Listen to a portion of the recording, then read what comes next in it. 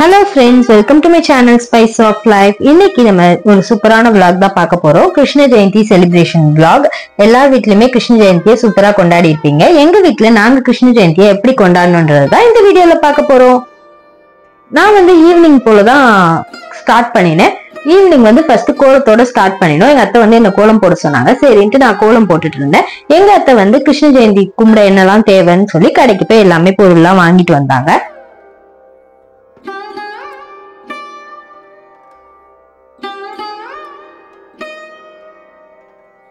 நான் இங்க கோலம் போட்டு முடிக்கிறதுக்குள்ளயுமே அத்தை பூஜை ரூம்ல விளக்கு ஜாமான்லாம் தேய்ச்சிட்டு இந்த மாதிரி கிருஷ்ணரை வைக்கிறதுக்கான மணக்கட்டையும் அழகா கோலம் போட்டு ரெடி பண்ணிட்டாங்க.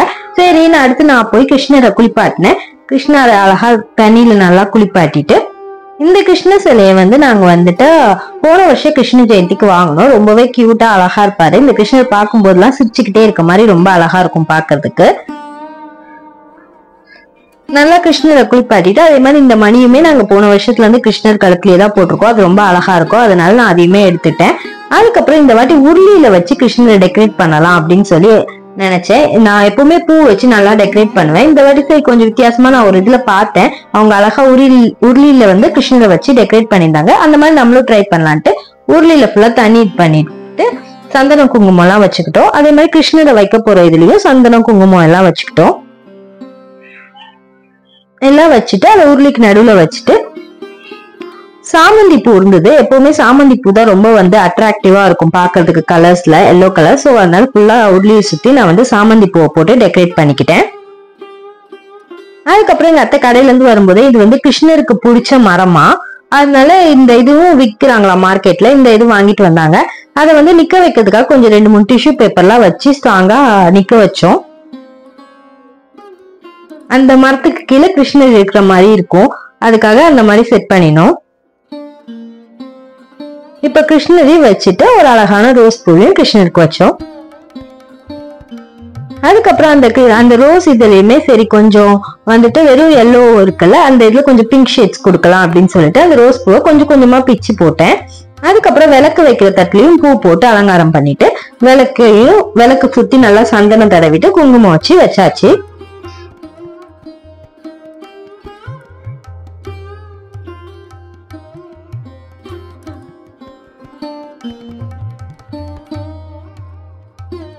அதுக்கப்புறம் கிருஷ்ணருக்கு பிடிச்ச மயில் தோகை வைக்கணும்ல, அதனால மயில் முடி வைக்கிறதுக்கு முன்னாடி அந்த மணி போட்டுட்டு கிருஷ்ணருக்கு மணி போட்டுட்டு அதுக்கப்புறம் அந்த மயில் ரெக்கையும் வச்சுட்டேன்.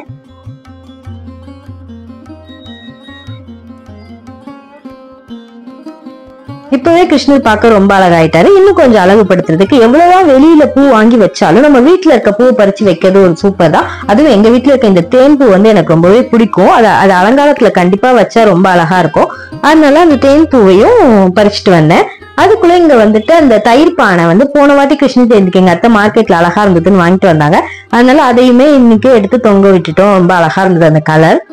அதுக்கப்புறம் நான் பறிச்சுட்டு வந்த தேன் பூவெல்லாம் இந்த மரத்துல பூ பூத்த மாதிரி அங்கங்க டெக்கரேட் பண்ணிட்டு, எங்க அத்தையோட ஐடியா தான், அங்கங்க டெக்கரேட் பண்ணிட்டு நான் அப்புறம் இந்த மாதிரி உருளிக்கு கீழே சுத்தி பூவா வச்சுட்டோம். சோ இப்போ கிருஷ்ணர் ஃபுல்லா பூ சுத்தி இருக்கிற மாதிரி இருக்கிற எல்லா பூவுமே வச்சாச்சு. அதுக்கப்புறம் கிருஷ்ணருக்கு மாலை போடணும்ல, அதனால மல்லிப்பூல இந்த மாதிரி மாலை மாதிரி ரெடி பண்ணிட்டோம்.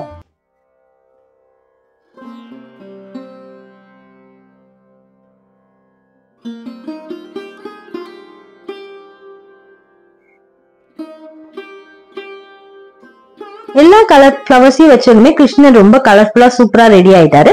நெக்ஸ்ட் கிருஷ்ணருக்கு பலகாரம் செய்யணும்ல, அதனால நாங்க கிருஷ்ணரை ஃபுல்லா டெக்கரேட் பண்ணிட்டு அடுத்து பலகாரம் செய்யறதுக்கு போனோம். ஃபர்ஸ்ட் ரவா லட்டு செய்யலான்ட்டு அதுக்கு ஒரு கிளாஸ் ஃபுல்லா ரவை எடுத்துக்கிட்டோம். அதுக்கப்புறம் ஸ்டவ் ஆன் பண்ணி ஒரு கடாய் அடுப்புல வச்சுக்கிட்டு நெய் ஊத்திட்டோம்.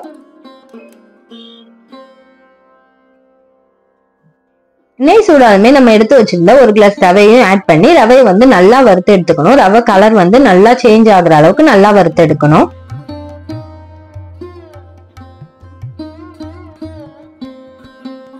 நெக்ஸ்ட் ஒரு கிளாஸ் ரவைக்கு நாங்க அரை கிளாஸ் சர்க்கரை எடுத்திருக்கோம். உங்களுக்கு எக்ஸ்ட்ரா ரொம்ப ஸ்வீட்டா வேணும் அப்படின்னா நீங்க சர்க்கரை இன்னும் எக்ஸ்ட்ரா கூட எடுத்துக்கலாம். நாங்க ஹாஃப் கிளாஸ் சர்க்கரை தான் எடுத்துக்கிட்டோம். அதை நல்லா கிரைண்ட் பண்ணி எடுத்துக்கலாம்னு சொல்லி மிக்சியில போட்டுக்கிட்டோம். கூட 2-3 ஏலக்காய் ஃபிளேவருக்காக ஆட் பண்ணிக்கலாம். அதுக்கப்புறம் இதுல சூப்பரா அரைச்சி எடுத்துட்டு வந்தாச்சு. இன்னொரு சைட்ல ஒரு சின்ன கடாய் வச்சு அதுலயும் நெய் ஊத்திட்டு முந்திரியை சின்ன சின்னதா கட் பண்ணிட்டு ஒரு 2-3 முந்திரியை முழுசா போட்டுட்டு அதுக்கப்புறமா கட் பண்ண முந்திரியும் போட்டு நல்லா வறுத்து எடுத்துக்கலாம்.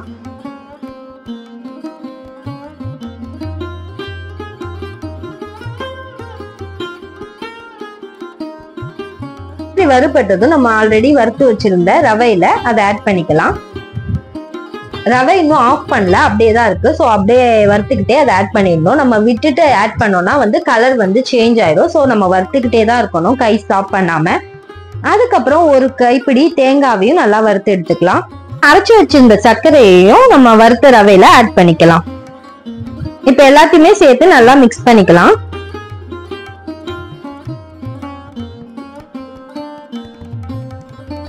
அதுக்கப்புறம் வறுத்த தேங்காயும் அந்த ரவையோட ஆட் பண்ணி மிக்ஸ் பண்ணிட்டு கொஞ்சமா பால், காய்ச்ச பால் தான் கொஞ்சமா ஆட் பண்ணிக்கலாம்.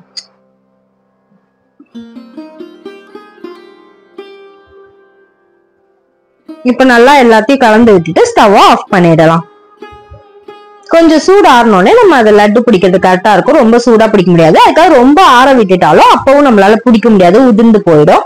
சோ கொஞ்சம் மீடியமா சூடு ஆறணும்னே நம்ம லட்டு பிடிக்கலாம். அதுக்குள்ள நெக்ஸ்ட் வந்து அவல் புட்டு செய்யலான்ட்டு ஒரு கிளாஸ்ல அவல் எடுத்துக்கிறோம். அது வந்து நல்லா அரைச்சி எடுத்துக்கலாம். அவலை நாங்க வந்து ஈவினிங் டைம் தான் பலகாரம் செய்ய ஆரம்பிச்சோம். சோ எல்லாமே கொஞ்சம் சிம்பிளான பலகாரம் தான். அதுக்கப்புறம் ஒரு கைப்பிடி தேங்காய் அந்த அவலோட சேர்த்துட்டு இதுல வந்து ஒரு 1/4 கிளாஸ் சர்க்கரை தான் நாங்க எடுத்துக்கிறோம். ரொம்ப இனிப்பு எங்களுக்கு தேவையில்லைன்னு சொல்லி உங்களுக்கு வேணும்னா 1/2 கிளாஸ் சர்க்கரை கூட இதுலயும் எடுத்துக்கலாம். அப்புறம் சர்க்கரையும் அரைச்சி ஆட் பண்ணிக்கிறோம். அந்த அவலோட கொஞ்சமா ஏலக்காய் பவுடர் அதோட சேர்த்துக்கலாம். இது எல்லாத்தையும் நல்லா கலந்து விட்டுக்கலாம். கொஞ்சமா தண்ணி ஆட் பண்ணி அதை நல்லா இதுவாக்கிக்கலாம்.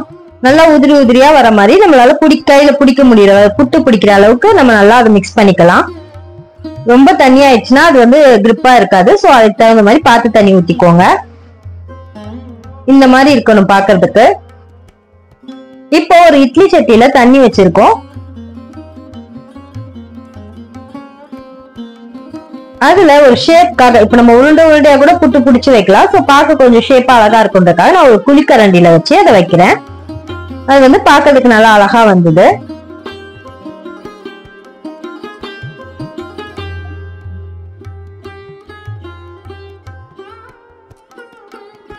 இந்த மாதிரி எல்லா மாவுமே நம்ம புட்டு பிடிச்சு வச்சிடலாம்.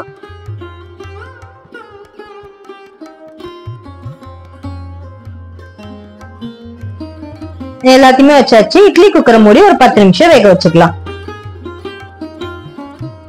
10ல இருந்து 15 நிமிஷம் வேக வச்சுக்கணும். அதுக்கப்புறமா நம்ம ஆல்ரெடி பிடிச்சு வச்சிருந்த ரவா லட்டுக்கு ரெடியா இருந்தது. கொஞ்சம் சூடு ஆறிடுச்சு, கொஞ்சம் தான் ஆறி இருக்கு, நல்லா ஆறல. சோ அதோட நம்ம லட்டு பிடிக்கலாம்.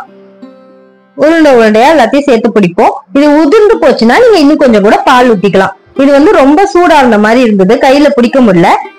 அப்படி உங்களால ரொம்ப பிடிக்க முடியல, இந்த மாதிரி ஒரு நல்ல சுத்தமான கவர்ல இப்படி போட்டு இந்த மாதிரி கூட உருண்டை பிடிச்சுக்கலாம்.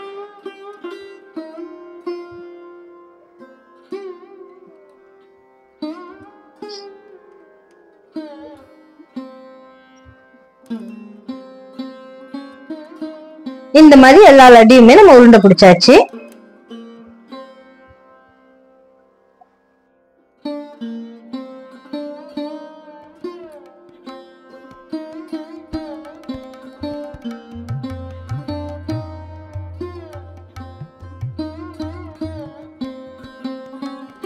நம்ம ரவா லட்டு சூப்பரா ரெடி ஆயிடுச்சு. அவல் புட்டு சூப்பரா ரெடி ஆயிடுச்சு.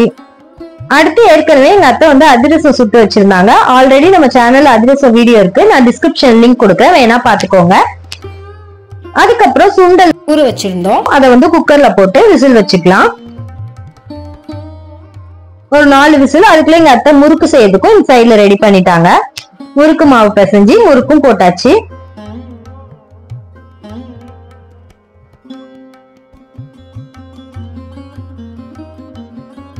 சுண்டல் விசில் வந்து ரெடி ஆனதும் தேங்காய், கருவேப்பிலை, காஞ்ச மிளகாய் போட்டு தாளிச்சு எடுத்தாச்சு. முறுக்கும் சூப்பரா ரெடி ஆயிடுச்சு. கிருஷ்ணருக்கு பலகாரம் எல்லாம் ரெடி பண்ணிட்டோம். எங்க வீட்டுல எல்லாரும் வந்ததும் கிருஷ்ணருக்கு விளக்கேத்தி பலகாரத்தெல்லாம் படைக்க ஆரம்பிக்கலாம்.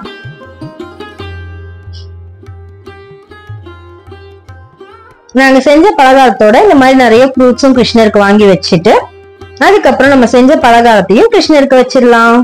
இப்படிதான் எங்க வீட்டுல கிருஷ்ண ஜெயந்தியை நாங்க செலிப்ரேட் பண்ணோம். உங்க வீட்லயும் கிருஷ்ண ஜெயந்தியை சூப்பரா செலிப்ரேட் பண்ணிருப்பீங்கன்னு நினைக்கிறேன். கிருஷ்ணரோட அருள் நம்ம எல்லாருக்கும் கிடைக்கட்டும். தேங்க்ஸ் ஃபார் வாட்சிங்.